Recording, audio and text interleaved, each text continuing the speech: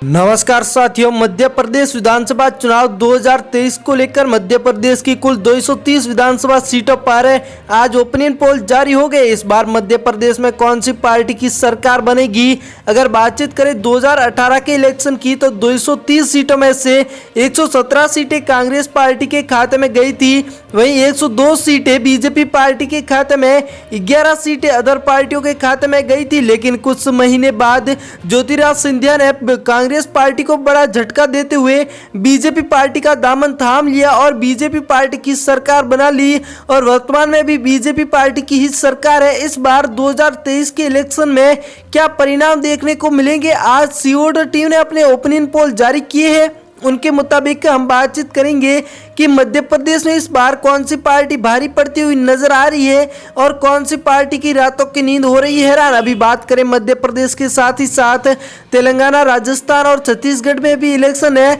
आप इनको लेकर भी किसी भी प्रकार की ताजा ओपिनियन पोल जानना चाहते हो तो आपको सर्वे न्यूज पर सबसे पहले मिलेंगे। साथ ही साथ आप चुनाव से पहले किसी भी प्रकार की चुनावी अपडेट जानना चाहते हो तो मेरे प्यारे साथियों, आप सर्वे न्यूज से लगातार जुड़े रहिएगा। आपको लेकर चलते हैं मध्य प्रदेश की पहली सीट ग्वालियर की ओर, जिसमें कुल 6 विधानसभा की सीट है, जिनमें से बीजेपी के खाते में 3 सीटें, कांग्रेस पार्टी के खाते में 2 सीटें तो 1 सीट साथियों बीएसपी पार्टी के खाते में नजर आ रही। बढ़ते अगले जिले श्योपुर की ओर, जिसमें कुल 2 विधानसभा की सीट है, 1 सीट पर यहाँ पर बीजेपी पार्टी तो 1 सीट पर कांग्रेस पार्टी, बीएसपी पार्टी 0 के रुझान के साथ ही नजर आ रही। बढ़ते अगले राज्य भीड़ की ओर, जिले की ओर, जिसमें कुल 5 विधानसभा की सीट है, जिनमें से बीजेपी के खाते में 2 सीटें तो 3 सीटें कांग्रेस पार्टी के खाते में, बीएसपी पार्टी मेरे मित्रों 0 के रुझान पर ही नजर आ रही। मुरैना जिला, जिसमें कुल 6 विधानसभा की सीट है, जिनमें से बीजेपी के खाते में 2 सीटें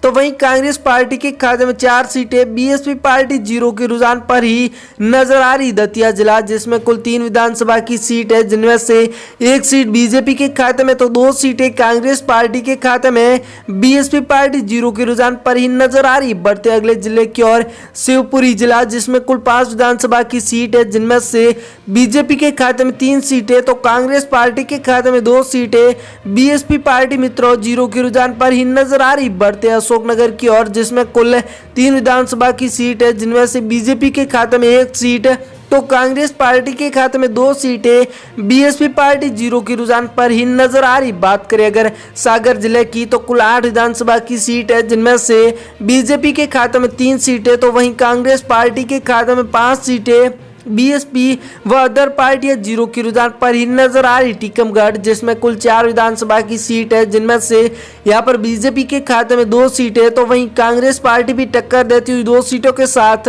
बीएसपी व अदर पार्टियां सर्वे के मुताबिक 0 पर। वहीं रीवा जिले की बात करें तो रीवा जिले में कुल 8 विधानसभा की सीट है, जिनमें से बीजेपी के खाते में 3 सीटें तो कांग्रेस पार्टी के खाते में 5 सीटें, अदर पार्टियां 0 पर ही नजर आ रही। सतना जिला, जिसमें कुल 7 विधानसभा की सीट है, जिनमें से मित्रों बीजेपी के खाते में 2 सीटें तो वहीं कांग्रेस पार्टी के खाते में 5 सीटें, बीएसपी पार्टी 0 पर ही नजर आ रही। बात करें अगर पन्ना जिले की तो कुल 3 विधानसभा की सीट है, जिनमें से यहाँ पर बीजेपी के खाते में 2 सीटें तो वहीं कांग्रेस पार्टी के खाते में 1 सीट, बीएसपी पार्टी मित्रों 0 के रुझान पर ही नजर आ रही। दमोह जिला आ चुका है, जिसमें कुल 4 विधानसभा की सीट है, जिनमें से 1 सीट पर बीजेपी पार्टी तो 2 सीटों पर कांग्रेस पार्टी, यहाँ पर बीएसपी पार्टी 1 सीट के रुझान के साथ देखने को मिल रही है। बढ़ते अगले जिले की ओर छतरपुर आ चुका है, जिसमें कुल 6 विधानसभा की सीट है, जिनमें से 1 सीट पर बीजेपी पार्टी तो वहीं 5 सीटों पर कांग्रेस पार्टी, बीएसपी पार्टी 0 के रुझान पर ही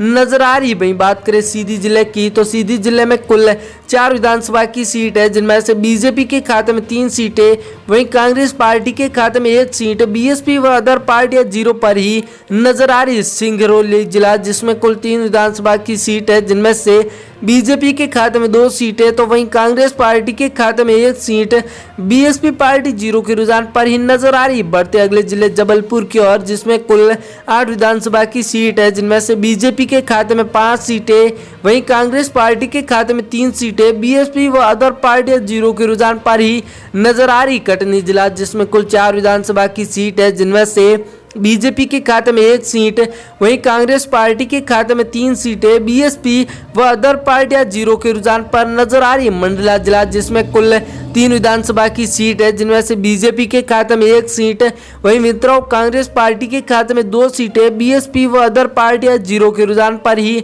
नजर आ रही। बैतूल जिला जिसमें कुल 5 विधानसभा की सीट है, जिनमें से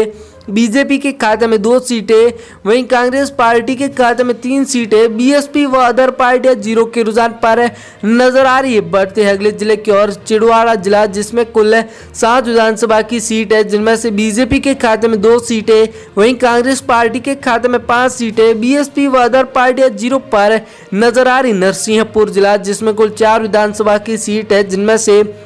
बीजेपी के खाते में 1 सीट, कांग्रेस पार्टी के खाते में 3 सीटें, बीएसपी व अदर पार्टियां 0 के रुझान पर नजर आ रही। सिवनी जिला आ चुका है जिसमें कुल 4 विधानसभा की सीट है, जिनमें से बीजेपी के खाते में 2 सीटें, वहीं कांग्रेस पार्टी के खाते में भी 2 सीटें, बीएसपी व अदर पार्टियां 0 के रुझान पर नजर आ रही है। बालाघाट जिला आ चुका है जिसमें कुल 6 विधानसभा की सीट है, जिनमें से 2 सीटों पर बीजेपी पार्टी तो वहीं 4 सीटों पर कांग्रेस पार्टी, बीएसपी व अदर पार्टियां 0 पर ही नजर आ रही। बढ़ते भोपाल की ओर जिसमें कुल